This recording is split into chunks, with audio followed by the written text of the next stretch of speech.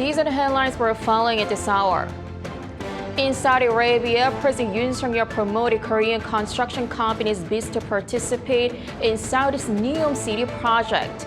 The president also oversaw Hyundai signing a mega deal to build a Jafurah gas plant worth some $2.4 billion. 2 more hostages have been released by Hamas. This comes as Israel continues its aerial offensive against Hamas ahead of a likely ground invasion of Gaza. The U.S. seeking to delay the operation to release more hostages, but Washington remains against a ceasefire that will favor Hamas. The South Korean military has secured 4 suspected defectors from North Korea at the east coast port of Sokcho. Authorities are expected to conduct investigations on the individuals who reportedly expressed intentions to defect. Good afternoon. We start in Saudi Arabia, where President Yoon promoted Korean construction companies' bids to participate in Saudi's NEOM City project. The president also oversaw Hyundai signing a mega deal to build a Jafurah gas plant worth some $2.4 billion. Our presidential office correspondent Oh Soo-young reports from Riyadh. President Yoon mapped out the future of South Korea and Saudi Arabia's cooperation in the digital post-oil era, as construction and IT giants from each side penned major deals to build smart cities and infrastructure. This came as Yoon on Monday marked the 50th anniversary of South Korea's first entry into the Saudi construction sector at a multimedia exhibit in Riyadh showcasing the country's NEOM line, a linear car-free sustainable city projected to open in 2039. 처음에 2천만 불에서 시작한 양국의 건설 협력 규모는 반세기 만에 1,600억 불로 확대됐습니다. Reflecting on the decades of Korean firms and workers involved in over 1,900 projects across Saudi Arabia, Yoon called for the 2 countries to now build on their solid foundation of cooperation to meet the evolving demands of the times. 사우디는 새로운 국가 비전의 일환으로 네옴시티와 같은 메가 프로젝트를 추진하고 있습니다. 여기에 한국이 보유하고 있는 첨단 도시 건설 역량을 결합한다면 양국이 함께 미래 도시의 새로운 모델을 전 세계에 보여줄 수 있습니다.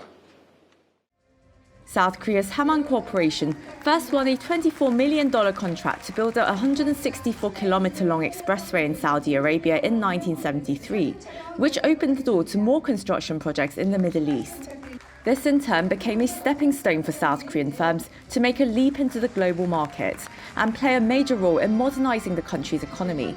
As he called for a new era of infrastructural cooperation, the president oversaw the signing of 4 major deals for Korean firms in Saudi, a $2.4 billion contract to work on the Jafurah gas plant facility, a contract to build a digital twin platform, a virtual geospatial model of the real world for urban planning and management in 5 Saudi cities, along with an MOU on modular construction and an agreement to roll out digital infrastructure. Also on Monday, Yoon attended the Korea-Saudi Future Technologies Partnership Forum, where he discussed ways to strengthen collaboration on science and technology, focusing on 4 major fields including digital, clean energy, biohealth and space. Yoon's office says as both countries seek cutting-edge innovation and sustainability going forward, South Korea aims to increase joint research projects and people-to-people exchanges with Saudi Arabia, fostering a future-oriented partnership based on science and technology. Oh Soo-young, Arirang News, Riyadh. Also in Riyadh, South Korea and Saudi Arabia released their first joint statement in 43 years. The two also freshly voiced concerns over the Israel-Hamas war. Our Kim Do-yeon has the details. South Korea and Saudi Arabia jointly rejected actions targeting civilians in the escalating situation between Israel and Palestine, while agreeing to work with the international community for swift humanitarian assistance to suffering civilians. The statement also said the 2 sides stressed the importance of intensifying efforts to prevent the conflict from spreading and the need for political solution and durable peace based on the 2-state solution. This as Seoul and Riyadh.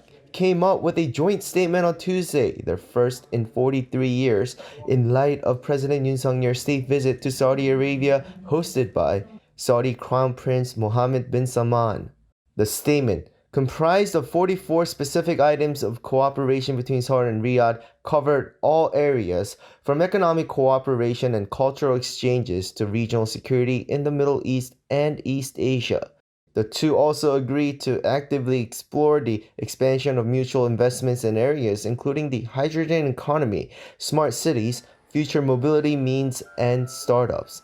As the two countries celebrate 50 years since South Korea's first construction project in Saudi Arabia, they agreed to continue building on this exchange with Saudi's ambitious Vision 2030 and Neom project and other giga projects such as the Red Sea project. The statement also showed motivations for the two to enhance cooperation in defense and defense industry. In fact, on Monday, President Yoon also met with Khalid bin Salman Al Saud, Saudi defense minister, and other military officials, where they showed interest in jointly working with South Korea's arms production. The top office says this has paved the way for even more export deals for South Korean arms companies. Energy cooperation, conventional and new, was also mentioned in the statement. Saudi Arabia pledged to be the most reliable partner for crude oil, while South Korea is set to work with Riyadh for cleaner hydrogen and peaceful use of nuclear energy. Both sides also welcomed the growing popularity of Korean culture in Saudi Arabia and agreed expanding opportunities for civilian exchanges between the two countries. Kim Do-yeon, Arirang News. We turn to the war in Gaza. 2 more hostages have been released by Hamas. This comes as Israel continues its aerial offensive against Hamas ahead of a likely ground invasion of Gaza. Lee Seung-jae has the latest. Hamas announced Monday the release of 2 more Israeli hostages. This time, the militant group released 2 elderly women, aged 85 and 79 years old, who had been taken captive during a surprise attack on Israel by Hamas earlier this month. Hamas says the release was mediated by Egypt and Qatar. This follows the release of 2 Americans who on Friday also among the over 200 abducted by Hamas gunmen over 2 weeks ago. Meanwhile, Israel continues its offensive in Gaza, this time conducting a limited overnight raid in the Palestinian enclave. Israel says its incursions overnight from Sunday into Monday were partly intended to gather intelligence and had helped improve its military readiness. Hamas says its fighters hit back, launching 2 attack drones at military posts on Monday. The UN's World Food Program began distributing humanitarian aid in Gaza on Monday after trucks carrying some essential items were allowed into the region through the Rafah crossing. However, despite the much-needed help reaching the Gazans, WFP says the amount is far less than what's needed. The truck crossing Rafah border are a small window of hope, but they are nowhere near enough to meet the rising needs of the people inside Gaza. We cannot afford to wait. We need to deliver life-saving supplies continuously and at a much larger scale. According to health officials in Gaza, nearly 5,100 Palestinians have been killed in Gaza, with children reportedly making up 40% of the dead. Lee Seung-jae, Arirang News. Meanwhile, the U.S. is seeking to delay Israel's expected invasion of Gaza to secure the release of more hostages. But Washington remains against a ceasefire that will favor Hamas. Shin Se-byuk reports. The U.S. on Monday sent its military advisors to Israel as the country continues preparations for a large-scale ground operation in Gaza. What I can tell you is that that there are a few relevant military officers with experience, the kinds of experience that we believe is appropriate to the sorts of operations that Israel is conducting and may conduct in the future. The spokesman didn't give the exact number of officers sent to Israel, but among them is Marine Corps Lieutenant General James Glynn, who previously helped lead Special Operations Forces against Islamic State. Kirby, however, said the timing and other details regarding the possible ground invasion were ultimately up to the Israeli government. Meanwhile, U.S. President Joe Biden, in a news briefing on Monday, rejected calls for a ceasefire on humanitarian grounds, saying the release of hostages must come first. Ceasefire, we should have those hostages released, and then we can talk.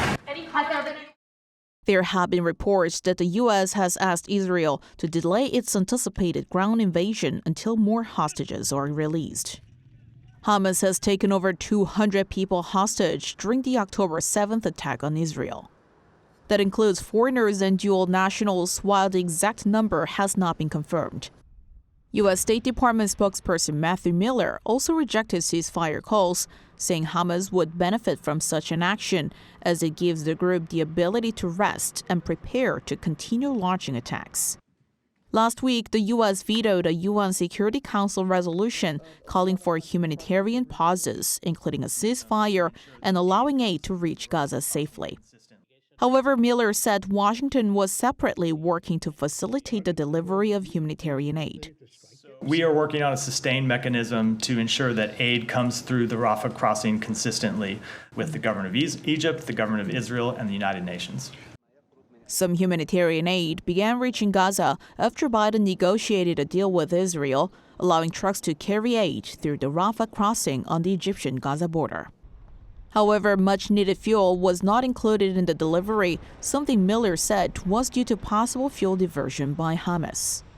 The spokesman said the issue will be discussed with Israeli authorities. 신세벽, 아리랑 뉴스. China's top diplomat Wang Yi is set to visit Washington, D.C. later this week to meet with senior U.S. officials. They're set to discuss a wide range of issues, including a potential meeting between the two countries' leaders next month. Yoon reports. According to senior officials in Washington, Chinese Foreign Minister Wang Yi is set to visit the U.S. Capitol from October 26th to 28th, where he'll meet with Secretary of State Antony Blinken and National Security Advisor Jake Sullivan. The diplomatic meeting comes as the war in Ukraine continues and the U.S. looks to prevent the Israel-Hamas war from escalating into a wider conflict in the Middle East. China's close relations with Tehran prompted Blinken to speak with Wang earlier this month to urge Beijing to use its relationships with the countries in the Middle East to prevent the conflict from spreading. Other topics expected to be discussed include the South and East China Seas, cross-strait issues, and North Korea's provocations. But Wang's visit is expected to focus largely on discussing a possible meeting between the presidents of the two countries, potentially during the Asia-Pacific Economic Cooperation Summit set to be held in San Francisco next month. Biden and Xi last met on the sidelines of the G20 in Bali in November of last year and have not spoken since. Relations between the two countries have deteriorated over a variety of issues, including trade, technology, human rights, the status of Taiwan, and China's stance on the war in Ukraine. They were further thrown into crisis when a Chinese spy balloon was shot down over U.S. territory earlier this year. Whether or not Wang will meet with President Biden during his current visit is yet to be seen, with the trip described as reciprocal to Blinken's visit to Beijing in June when he met with Chinese President Xi. While China has expressed interest in a Biden-Xi meeting, it has also pressed for concessions, such as the easing of U.S. export controls on advanced semiconductors and other strategically important technologies. As stated by State Department spokesperson Matthew Miller, there is no substitute for one-on-one conversations at the leader level, which remains hopeful for next month. Yoon, Arirang News. The South Korean military has secured 4 suspected defectors from North Korea at the east coast port of Sokcho. According to a government official on Tuesday morning, 4 people from North Korea expressed their intentions to defect. Seoul's military authorities announced that the suspected defectors were secured in the waters east of Sokcho, Gangwon-do province. The Joint Chiefs of Staff said it tracked a small wooden boat using its coastal surveillance equipment. A fishing boat from South Korea had also spotted the boat and reported to the Coast Guard. Military sources said it has been preparing for a variety of situations since early morning after seeing unusual movement in waters near the northern limit line in the East Sea. South Korea's wholesale prices rose for the 3rd consecutive month in September. Data from the Bank of Korea on Tuesday shows that the producer price index, an indicator of future inflation, rose 0.4% from the previous month. The rise was mostly attributed to the spike in international oil prices, which pushed up the prices of coal and oil products as well as chemical products. A central bank official said that it is unclear whether October's producer price index will also see an increase, as oil prices have been fluctuating after skyrocketing right after the start of the Israel-Hamas war.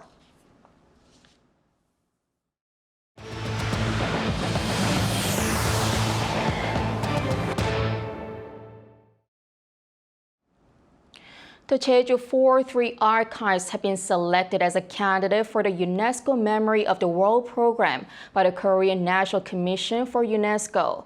The archives include records of victims, trials, and U.S. military documents related to the April 3rd incident on Jeju Island, which was a culmination of civilian protests between 1947 and 1948 against U.S. military-led rule. The protests were met with brutal suppression from the government that resulted in the deaths of some 30,000 people. Members of Jeju's 43 Peace Foundation have been leading efforts to make sure the events are remembered and have published English versions of the material. If successful, the 43 Archive is expected to be inscribed as a UNESCO Memory of the World in 2025. Busan is rapidly becoming recognized globally as a top travel destination. Busan City announced on Tuesday that it was selected as a joint best city in the 2023 popular upcoming attractions by travel service platform Trip.com. It came joint top with the Austrian capital Vienna among 1,211 travel cities worldwide. The city was chosen by consumers and judges' votes based on user reviews, searches, purchases, ratings, and subscriptions. Busan is hoping to secure the 2030 World Expo in a vote next month. Tottenham Hotspur's Son Heung-min's goal and assist helped his side to a 2-0 victory over Fulham on Monday night. Playing at the Tottenham Hotspur Stadium in London, Son scored his 7th league goal of the season in the 36th minute. The South Korean captain would later assist James Maddison in the 54th minute to give Spurs the win. Son moves up to second place in the race for the Premier League Golden Boot, alongside Liverpool's Mohamed Salah, with whom he shared the goal-scoring prize in the 2011 to 2022 season. The 2-0 victory also puts Tottenham on top of the league, 2 points ahead of Manchester City and Arsenal.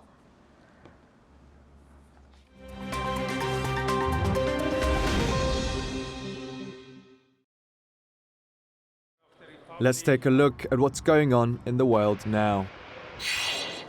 On Monday, the foreign ministers of Armenia and Azerbaijan met in Iran for talks to resolve the conflict over the disputed enclave of Nagorno-Karabakh. Since Azerbaijan's large-scale military offensive on September 19th into Nagorno-Karabakh, over 100,000 ethnic Armenian inhabitants have fled from their homes. The two countries' foreign ministers were joined at the Tehran summit by officials from Russia, Turkey, and Iran. A joint declaration was signed denouncing Western influences in the region, as well as agreeing to work toward peace in Nagorno-Karabakh. Sergei Lavrov, the Russian foreign minister, commented in an interview that the conflict has been mostly settled and that both sides agreed that Karabakh belongs to Azerbaijan. Russia has been playing the role as a security guarantor between Azerbaijan and Armenia, both countries that were once part of the Soviet Union. American oil giant Chevron announced Monday the purchase of rivals Hess Corporation in a $53 billion all-stock deal. Chevron will pay for Hess using their own stock, meaning Hess shareholders will receive 1.0250 shares in Chevron, worth about $171 in cash terms for each Hess share. The Chevron-Hess mega deal comes less than 2 weeks after ExxonMobil's acquisition of Pioneer Natural Resources for around $60 billion. It also widens the gap in terms of fossil fuels, with European energy rivals who have shifted focus to renewable resources. The deal's a boost for major US oil firms as they move to secure supply amid geopolitical conflict in Europe and the Middle East. An off-duty Alaska Airlines pilot has been charged with 83 counts of attempted murder after allegedly trying to turn off aircraft engines mid-flight. Named as Joseph David Emerson in arrest documents, the suspect had been riding in the cockpit's jump seat as an off-duty pilot on Sunday night when, according to an Alaska Airlines statement, he unsuccessfully attempted to disrupt the operation of the engines. Alaska Flight 2059, operated by Horizon Air, was en route from Seattle to San Francisco with 80 passengers on board when the incident was reported to air traffic control. After the flight was diverted to Oregon's Portland Airport, Emerson was arrested by airport police. Sweet boy Bobby, the world's oldest dog, has died at the age of 31 years and 165 days. Born on the 11th of May 1992, the brown and white Portuguese Mastiff lived an exceptionally long life compared to his breed's average of 12 to 14 years. He passed away last Saturday in the Portuguese village of Conqueiros, where he was born and raised. Bobby lived for 2 years longer than the previous record holder, an Australian cattle dog called Bluey, who died in 1939. Kim Siyoung, Arirang News.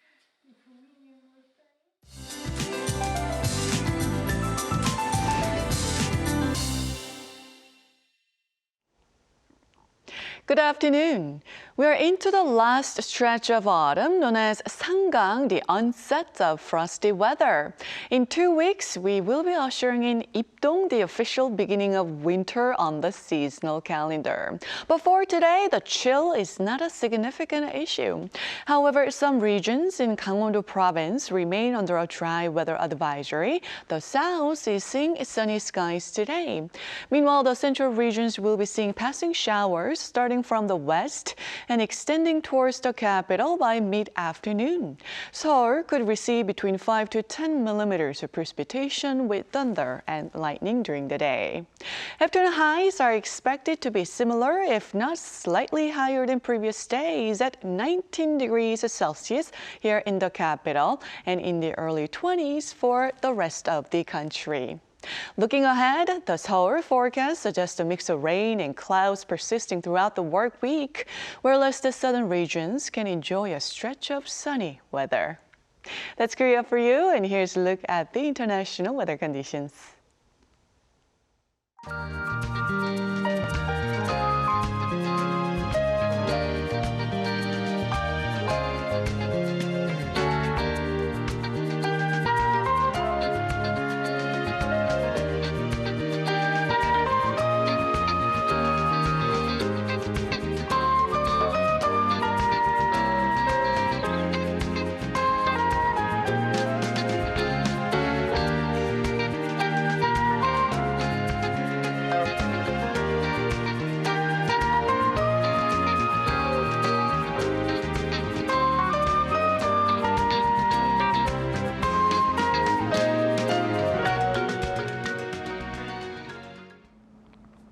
During President Yoon's trip to Saudi Arabia, Hyundai E&C and Hyundai Engineering signed a contract to build a processing plant in the Jafurah gas field in the latest series of Korean companies' deals in the Middle East.